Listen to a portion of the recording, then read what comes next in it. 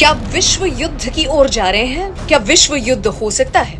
एक स्वामी जी ने कहा था कि 6 ऐसे प्लैनेटरी मूवमेंट्स और उनका आकार ऐसा नजर आ रहा है जो कि महाभारत या बड़े बड़े युद्ध जब हुए थे वैसी ही दशा और दिशा की ओर हम जा रहे हैं। ये कैलकुलेशंस हैं, सब साइंटिफिक हैं और उनका कहना है मानो या न मानो, दुनिया को सता रहा है वो सवाल, क्या विश्व युद्ध होने वाला है? अगर दोनों में से किसी भी देश ने अपने न्यूक्लियर वेपन्स चला दिए तो तबाही, विनाशकारी, भयावह वो स्थिति होगी।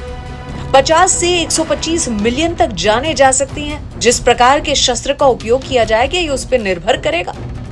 लेकिन तुरंत ही दोनों देश के सारे शहर बिल्कुल खत्म, तबाह हो जाएंगे। Health, infrastructure, transport, energy, finance के मामले में सब कुछ खत्म, जल के राख। और इस पर रुकेगा नहीं, मतलब पूरा विश्व जो है सदियों तक इसकी भरपाई करेगा। और ये बातें सिर्फ हवा में बातें नहीं है, लेकिन 2019 में की गई रिसर्च, एक स्टडी के हिसाब से 2025 में इंडिया और पाकिस्तान के बीच न्यूक्लियर वॉर का प्रेडिक्शन, इसकी पॉसिबिलिटी और उसके कारण बिल्कुल समझने लायक है। एज ऑपरेशन सिंदूर कंटिन्यूज, ये अपने आप में एक युद्ध से कम नहीं है और यहाँ से सब कुछ नॉर्मलाइज हो ये मुश्किल नहीं, असंभव लग रहा है। ये सोचकर डर लगता है कि पहला विश्व युद्ध 4 साल चला था। दिल दहला देने वाले फिगर्स और आंकड़े ये हैं कि आर्म्स कंट्रोल एसोसिएशन के अनुसार भारत के पास 170 से ज्यादा न्यूक्लियर यानी कि परमाणु हथियार है, 172 टू बी प्रिसाइज, और पाकिस्तान के पास लगभग 170 न्यूक्लियर हथियार है। और ऐसे में दोनों देशों में इमोशंस के लिए कोई स्थान, कोई जगह ही नहीं होनी चाहिए। लेकिन पाकिस्तान के दिमाग पर सवार है नेगेटिव इमोशंस।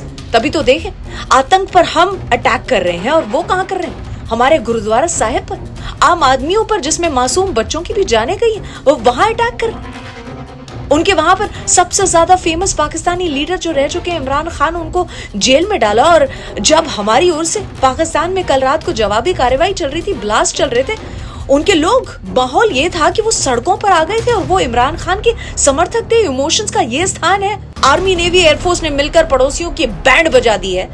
उनके पास कुछ कहने को नहीं है। तो पाकिस्तान के जो रक्षा मंत्री ख्वाजा आसिफ, देखें उन्होंने क्या कहा है कि हमने भारत के 5 राफेल तोड़ दिए। उनकी ही पाकिस्तानी संसद में उनके स्टेटमेंट की आलोचना की गई और न्यूज चैनल ने जब पूछा कि कहां है प्रूफ, तो उन्होंने कहा सोशल मीडिया से ले लो। पाकिस्तानी सेना के जो प्रवक्ता हैं जनरल अहमद शरीफ चौधरी, उन्होंने कहा कि भारत के 50 ड्रोन हमने गिरा दिए। वाह, कहां? मजाक साइड में रखें तो पाकिस्तान इतना बौखला गया और ये सबसे डेंजरस सिचुएशन है। ऑपरेशन सिंदूर चल रहा है और इसके बीच अगर कोई आतंकी हमला हुआ तो भारत इसका जवाब क्या नहीं देगा? हमारी भावनाएं, इनको छेड़ने की कोशिश बार बार लगातार। पहलगाम में पहल किसने की थी? और अब दोनों देश जो है एक दूसरे के देशों में घुस के जो हमला कर रहे हैं, मिसाइलें चल रही हैं। इंपॉर्टेंट है, दोनों देश जो है वो न्यूक्लियर से लैस है और दोनों देश के बीच में ये युद्ध की जो परिस्थिति है, ये शांत कौन करवा सकता है? क्या इसकी आग की लपटें पूरी दुनिया में फैल नहीं सकती? दोनों देशों को कंट्रोल कौन कर सकता है? ये समझ ले।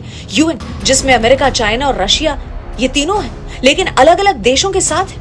भारत के साथ अमेरिका, नाटो यानी कि जिसमें ब्रिटेन, फ्रांस और जर्मनी है। इजराइल हमारे साथ है, रशिया भी हमारा दोस्त है और Saudi Arab. Minister of state for foreign affairs आए थे हमसे मिलने के लिए, हमें बताने कि हमने सही किया है। लेकिन पाकिस्तान के साथ देखें तो टर्की है, उसका सो कॉल्ड पक्का दोस्त यानी कि चाइना, उत्तर कोरिया, ईरान, उसके फॉरेन मिनिस्टर आए थे हमारे वहां पर, जयशंकर साहब हमारे, उनसे मिलने के लिए, लेकिन झूठा साथ दिखाने के लिए आए थे।